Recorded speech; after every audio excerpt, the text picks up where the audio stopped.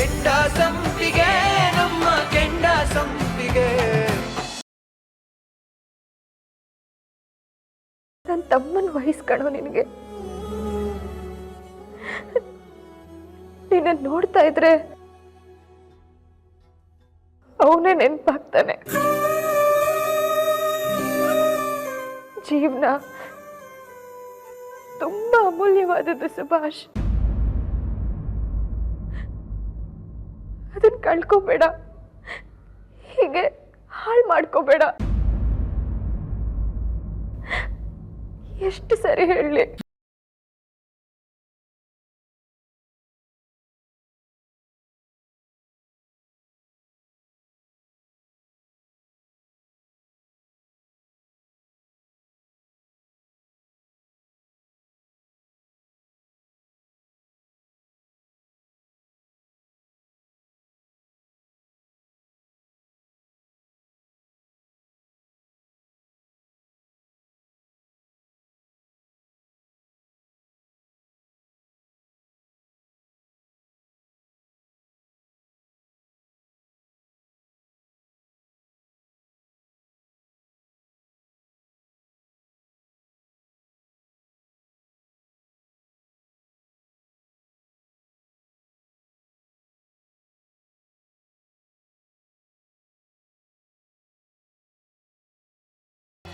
ನೋಡಪ್ಪ, ಓಟಿಗೋಸ್ಕರ ನೋಟ್ ಕೊಡೋದು ನಮ್ಮ ಸಾಹೇಬ್ರು ಜಾಯ್ಮಂದಾಗ ಬಂದಿಲ್ಲ. ಅವ್ರೇನಿದ್ರು ಮನಸ್ಸು ಬುದ್ಧಿ ಇವೆರಡು ಜೊತೆನೇ ಆಟ ಆಡೋದು. ಇನ್ನೊಂದು ಗೊತ್ತಾ, ಎಲೆಕ್ಷನಿಗೆ ₹1 ಚೆಲ್ಲಂಗಿಲ್ಲ, ಓಟಿನ ಮಳೆನೇ ಸುರಿಸ್ಕೋತಾರ ಅವರು. ಅಂತ ಚಾಲಕಿ ಅದಾರ ಅವರು. MLA ಆಗ್ಬೇಕಂದ್ರ ತಮ್ಮನ್ ತಾವ ಪಣಕ್ಕೆ ಇಟ್ಕೊಂಡ್ರ ಅವರು. ಓ ಸಮನಕ್ಕ, ಹಗ್ರಕ್ಕ ಯಾಕೆ ಏನಾಯ್ತು? ನನ್ನ ಸಾಹೇಬ್ರ ಹತ್ರ ಮಾತಾಡ್ಬೇಕು. ಅಯ್ಯ, ಅವ್ರು ಅರ್ಜೆಂಟ್ ಮೀಟಿಂಗ್ನಾಗ ಅದಾರ, ಯಾರನ್ನೂ ಮಾತಾಡ್ಸಂಗಿಲ್ಲ. ಈಗ ಡಿಸ್ಟರ್ಬ್ ಮಾಡ್ಬಿಡ ಅವ್ರನ್ನ. ಅಣ್ಣ, ಮೀಟಿಂಗ್ ಕತೆ ಹಂಗಿರ್ಲಿ, ನಾನು ತುಂಬಾ ಮುಖ್ಯವಾದ ವಿಷಯ ಹೇಳ್ಬೇಕು. ಮೇಡಮ್ ಇಲ್ಲಿ ಕೇಳ್ರಿ, ನನ್ನ ಮಾತು ಕೇಳ್ರಿ. ಸಾಹೇಬ್ರೆ, ಸುಮ್ಮನೆ ಅವರೇ, ಒಂದು ಇಂಪಾರ್ಟೆಂಟ್ ಮೀಟಿಂಗ್ ನಡೀತಾ ಇದೆ. ನೀವೊಂದು ಅರ್ಧ ಗಂಟೆ ಆಚೆ ಇರಿ ಪ್ಲೀಸ್. ನನಗೆ ಕ್ಷಮಿಸ್ಬಿಡಿ. ನನ್ನ ಸಾಹೇಬ್ರ ಹತ್ರ ಒಂದು 5 ನಿಮಿಷ ನಮ್ಮ ಮನೆಯವ್ರ ಬಗ್ಗೆ ಮಾತಾಡಬೇಕು. ನೀವೇನು ಅನ್ಕೊಳ್ಳಿಲ್ಲ ಅಂದ್ರೆ.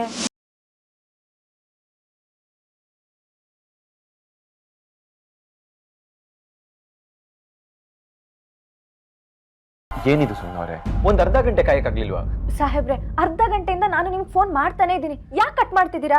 ಕಟ್ ಮಾಡಿದೆ ಅಂತ ಹೇಳಿ ಪ್ರತಿ ಸಲ ಇಲ್ಲೇ ಬರೋದಾ? ಸಾಹೇಬ್ರೆ, ಇನ್ ಯಾವತ್ತೂ ಈಗ ಫೋನ್ ಕಟ್ ಮಾಡಬೇಡಿ. ಅತ್ತೆಗೆ ಎದೇನೋ ಬಂದಿದೆ, ಡಾಕ್ಟ್ರು ಮನೆಗೆ ಬಂದಿದ್ರು. ಅದನ್ನ ಹೇಳೋಣ ಅಂತಾನೆ ನಾನು ನಿಮ್ಗೆ ಫೋನ್ ಮಾಡ್ತಾ ಇದ್ದಿದ್ದು. ಏನ್ ಹೇಳ್ತಿದ್ದೀರಾ ಸುಮ್ಮನೆ ಅವರೇ? ಏನಾಯ್ತು ಅಮ್ಮಂಗೆ? ಅದು ಸುಭಾಷ್ ಕುಡ್ದ ಮತ್ತಲ್ಲಿ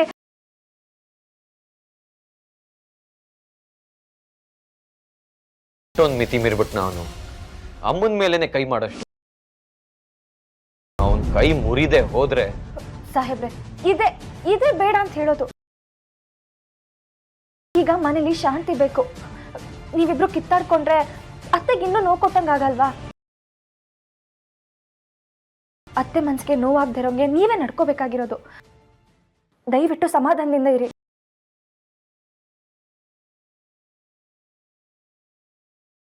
ನೀವು ಎಲೆಕ್ಷನ್ ಪ್ರಚಾರದ ಕಡೆ ಗಮನ ಕೊಡ್ಬೇಕು. ಹಾಗೆ ಅದಕ್ಕಿಂತ ಮುಖ್ಯವಾಗಿ ಮನೆಯವ್ರ ಬಗ್ಗೆನೂ ಯೋಚನೆ ಮಾಡ್ಬೇಕಲ್ವಾ ಸಾಹೇಬ್ರೆ? ಅದು ನಿಮ್ ಕರ್ತವ್ಯ. ನೀವೇ ಮನೆಯವ್ರನ್ನ ನೋಡ್ಕೋಬೇಕಾಗಿರೋದು.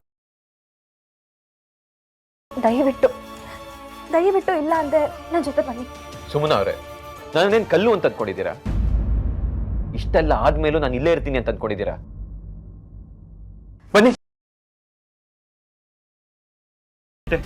ಮೀಟಿಂಗ್ ಎಲ್ಲ ನಾಳೆ ಪೋಸ್ಟ್ಪೋನ್ ಮಾಡು. ಹೇಳು, ಪದ್ಮನಿಗೆ ಹೀಗೆಲ್ಲ ಹೇಗಾಯ್ತು ಹೇಳೋದೇರಮ್ಮ? ಅಪ್ಪ, ಅದು ಹೈ ಬ್ಲಡ್ ಪ್ರೆಷರ್ ಮಾವ, BP ಹೈ ಆಗಿದೆ. ದೇವರ ದಯೆ, ನಮ್ ಪುಣ್ಯ, ಅವ್ರಿಗೇನು ಆಗಿಲ್ಲ. ಇದೆಲ್ಲ ಆಗಿದ್ದ ಹುಡುಗಿಯಿಂದಾನೆ ಮಾವ. ಅವಳಿಂದ ಪದ್ಮನಿಗೆ ಏನಾಯ್ತು ಅದನ್ನ ಹೇಳು. ಸುಭಾಷ್ಗೆ ಅವಳು ಕಂಡ್ರೆ ಆಗೋದಿಲ್ಲ. ಈಗ್ಲೂ ಆಗ್ಲೂ ಮನ್ಸಿಗೆ ನೋವಾದಾಗ ಕುಡ್ಕೊಂಡ್ ಬರ್ತಿದ್ದ, ಆದ್ರೆ ಯಾವತ್ತೂ ಗಲಾಟೆ ಮಾಡ್ತಿರ್ಲಿಲ್ಲ. ಆದ್ರೆ ಈಗೇನಾಗ್ತಿದೆ, ಅವಳನ್ನ ನೋಡಿದ್ರೆ ಸಾಕು ಕೆಂಡ ಕಾರ್ತಾನೆ. ಮನೆಗ್ ಬರ್ಬೇಕಲ್ಲ, ಅವಳ ಮುಖ ನೋಡ್ಬೇಕಲ್ಲ ಅಂತ ಪ್ರತಿ ದಿವಸ ಕುಡ್ಕೊಂಡ್ ಬರ್ತಿದ್ದಾನೆ ಮಾವ. ಇವತ್ತು ಹಾಗೆ ಕುಡ್ಕೊಂಡ್ ಬಂದಿದ್ದ. ನಾನು ಅತ್ತೆಗೆ ಎಷ್ಟೋ ಹೇಳ್ದೆ ಮಾತಾಡ್ಬೇಡಿ ಅಂತ, ಆದ್ರೆ ಅವ್ರು ನನ್ ಮಾತೇ ಕೇಳಲಿಲ್ಲ. ಮೇಲಿನ ಮೇಲೆ ಅವನಿಗೆ ಅವಮಾನ ಮಾಡೋದು. ಅವನು ಬಿಸಿ ರಕ್ತ, ಅವನು ಬರ್ಸ್ಟ್ ಔಟ್ ಆದ. ಇದಕ್ಕೆಲ್ಲ ಒಂದ್ ಮೂಲ ಕಾರಣ ಅಂತ ಇದ್ದೇ ಇರುತ್ತಲ್ಲ ಮಾವ. ಅದೇ ಯಾರದು ಅಂತ. ಇನ್ಯಾರು? ಆ ಹೂ ಮಾರೋಳು. ಇದಕ್ಕೊಂದು ಸರಿಯಾದ ವ್ಯವಸ್ಥೆ ಮಾಡಲೇಬೇಕು. ಅದಕ್ಕೆ ಮುಂಚೆ ನಾನು ಪದ್ಮನ ಹತ್ರ ಮಾತಾಡಬೇಕು.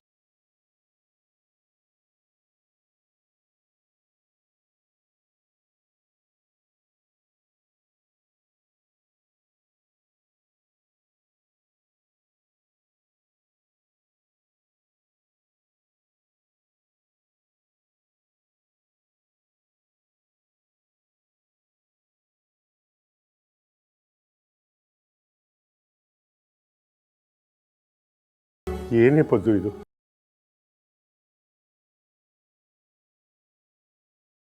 ಇಷ್ಟು ವರ್ಷದಲ್ಲಿ ಒಂದು ದಿವ್ಸಕ್ಕಾದ್ರೂ ಕೆಮ್ಮು ನೆಗಡೆ ಜ್ವರ ಅಂತ ಒಂದು ದಿವಸನೂ ಹಾಸಿಗೆ ಮೇಲೆ ಮಲಗ್ದೊಳಲ್ಲ. ಇವತ್ತು ನೀನು ಈ ಪರಿಸ್ಥಿತಿ ನೋಡಿ ನನ್ನ ಮನಸ್ಸು ಎಷ್ಟು ಸಂಕಟ ಪಡ್ತಿದೆ ಗೊತ್ತಾ? ಅವನು ಹಾಳಾದವನು, ಕುಡ್ಕ, ಹಾಳಾಗೋಗ್ಲಿ ಅಂತ ಬಿಟ್ಬಿಡ್ಬೇಕಾಗಿತ್ತು. ನೀನ್ಯಾಕೆ ಅವನ ಹತ್ರ ವಾಗ್ವಾದ ಮಾಡಕ್ ಹೋಗಿದೆ? ಹಾ, ಮಾಮೂಲಿ ದಿನ ಆಗಿದ್ದಿದ್ರೆ ನಾನು ತಲೆ ಕೆಡಿಸ್ಕೊತಿರ್ಲಿಲ್ಲ ರೀ, ಸುಮ್ಮನಾಗ್ಬಿಡ್ತಿದ್ದೆ. ಆದ್ರೆ ಇವತ್ತು ಅವ್ನು ಕುಡ್ದು ಏನ್ ಮಾಡಿದಾನೆ ಗೊತ್ತಾ? ಏನ್ ಮಾಡ್ದ? ಒಂದ್ ಹುಡುಗಿಗೆ ಆಕ್ಸಿಡೆಂಟ್ ಮಾಡಿ ಅವಳ ಕೈ ಮುರಿದಾಕಿದನ್ರಿ. ಪಾಪ ಆ ಹುಡುಗಿ ಕೈಯೇ ಮುರಿದೋಗಿದೆ. ಆ ಹುಡುಗಿ ಬೇರೆ ಯಾರು ಅಲ್ಲ, ನಮ್ ಸುಮನ್ ತಂಗಿ. ಅಯ್ಯೋ ಗ್ರಾಚಾರನೇ, ಏನ್ ಬಡ್ಕೊಂಡು ಸಾಯಿದ್ವಿ ಅವನಿಗೆ. ಆಗಿದ್ದಾಗೋಯ್ತು. ಆ ಹುಡುಗಿಗೆ ಒಂಚೂರು ಮೆಡಿಕಲ್ ಚೆಕಪ್ಗೆ ಅಂತ ಒಂದಿಷ್ಟು ದುಡ್ಡು ಕೊಟ್ಟು ಒಂದು ಸ್ವಲ್ಪ ಕಾಂಪ್ರಮೈಸ್ ಮಾಡಿದ್ರೆ ಎಲ್ಲ ಸರಿ ಹೋಗುತ್ತೆ. ಏನ್ರಿ ಮಾತಾಡ್ತಿದ್ದೀರಾ ನೀವು? ತಪ್ಪು ಮಾಡಿರೋ ಮಗನ್ನ ತಿದ್ದಿ ಬುದ್ಧಿ ಹೇಳ್ತೀನಿ ಅನ್ನೋದು ಬಿಟ್ಟು ನೊಂದಿರೋ ಕುಟುಂಬಕ್ಕೆ ಪರಿಹಾರ ಕೊಡ್ತೀನಿ ಅಂತ ಹೇಳ್ತಾ ಇದ್ದೀರಲ್ಲ, ಬೀಗರ್ನ ದುಡ್ಡಲ್ಲಿ ಅಳ್ಳಿತೀರೇನ್ರಿ ನೀವು? ನೀನು ಯಾಕೆ ಅರ್ಥ ಮಾಡ್ಕೊತಾ ಇಲ್ಲ? ಅದು ನಾಯಿ ಬುದ್ಧಿದು. ಅವನು ಉದ್ಧಾರ ಆಗಲ್ಲ, ಹಾಳಾಗಿ ಹೋಗ್ತಾನೆ. ಬೇಡ ಬೇಡ, ದಯವಿಟ್ಟು ಶಾಪ ಹಾಕ್ಬೇಡ್ರಿ, ನಿಮ್ದಮ್ಮಯ್ಯ ಅಂತೀನಿ. ಬೇಡ. ಅಮ್ಮ ಹೇಗಿದ್ಯಮ್ಮ? ಇನ್ನೂ ಸತ್ತಿಲ್ಲ ಕಣೋ, ಬದುಕೇ ಇದ್ದೀನಿ. ಅಯ್ಯೋ, ಏನ್ ಮಾತು ಅಂತ ಆಡ್ತೀಯ? ಮಕ್ಕಳ ಮುಂದೆ ಇವೆಲ್ಲ ಮಾತಾಡೋದಾ? ಇನ್ನೇನ್ರಿ ಮಾಡ್ಲಿ, ಎಲ್ರಿಗೂ ಅವ್ರವ್ರ ಕೆಲ್ಸನೇ ಮುಖ್ಯ ಆಗೋಯ್ತು. ಯಾರಿಗೂ ಮನೆ ಜವಾಬ್ದಾರಿ ಬೇಕಾಗೇ ಇಲ್ಲ, ಎಲ್ರೂ ಸ್ವಾರ್ಥಿಗಳಾಗ್ಬಿಟ್ಟಿದಾರ್ರಿ. ಯಾಕಮ್ಮ ಹಾಗೆ ಮಾತಾಡ್ತಿದ್ಯಾ? ನಾನೇನ್ ಮನೆ ಜವಾಬ್ದಾರಿ ತಗೊಳ್ಳಲ್ಲ ಅಂತ ಹೇಳಿದ್ನ?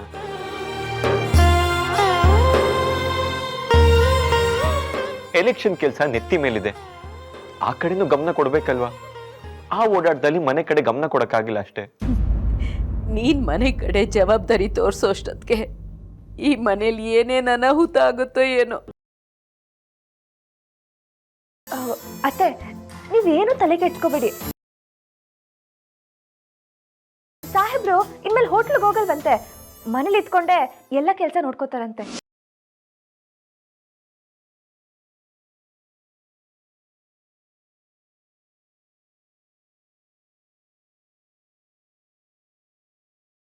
ಹೌದೇನೋ? ಹೌದಮ್ಮ, ನಾನೇನು ಹೋಟ್ಲಿಗೆ ಹೋಗಲ್ಲ. ಸಂತೋಷನಾ?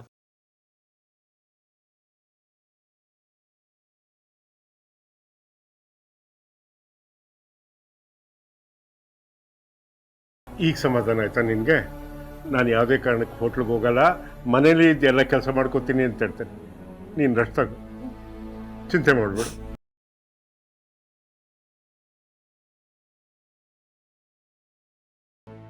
ಹೌದು ಸರ್, ಇನ್ನೊಂದು ಚೂರು ಕಷ್ಟಪಟ್ಟರೆ ಆ ವಾರ್ಡ್ ಓಟ್ಗಳನ್ನ ನಮ್ಮ ಪಕ್ಷಕ್ಕೆ ಹಾಕಿಸ್ಕೋಬಹುದು. ಏನು ತೊಂದರೆ ಇಲ್ಲ ಸರ್. ಹೌದು ಸರ್, ಅವನು ಹೀಗೆ ಮಾಡ್ತಾನೆ ಅಂತ ನಿಜ ಅಂದ್ಕೊಂಡಿರ್ಲಿಲ್ಲ. ಈಗಿನ ಕಾಲದಲ್ಲಿ ಯಾರನ್ನು ನಂಬೋದು ಯಾರನ್ನು ಬಿಡೋದು ಅಂತಾನೆ ಗೊತ್ತಾಗಲ್ಲ. ಸರಿ ಸರ್, ನಾಳೆ ಸಿಗ್ತೀನಿ. Okay sir, thank you. ಹಾಲು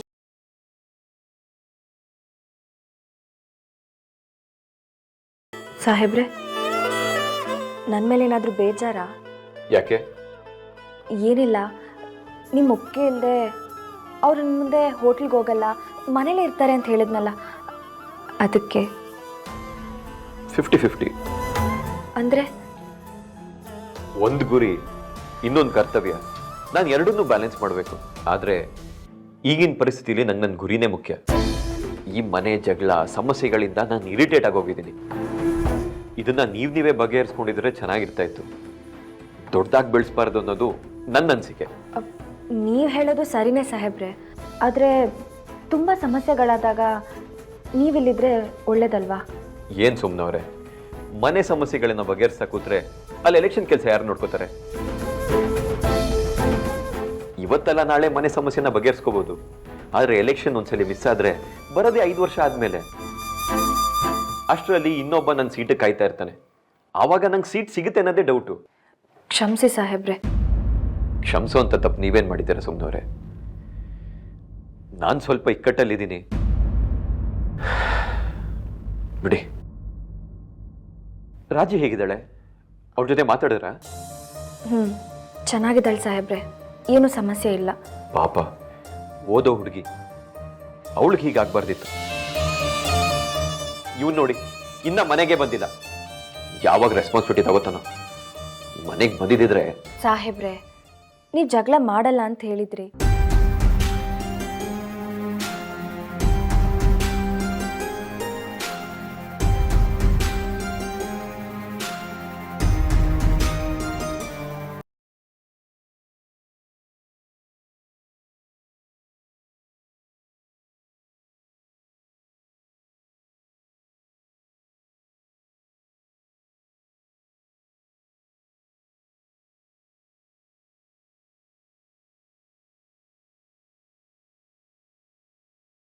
ಸಾಹೇಬ್ರೆ, ನನಗೆ ತಾಳಿ ಕಟ್ಟಿರಿ.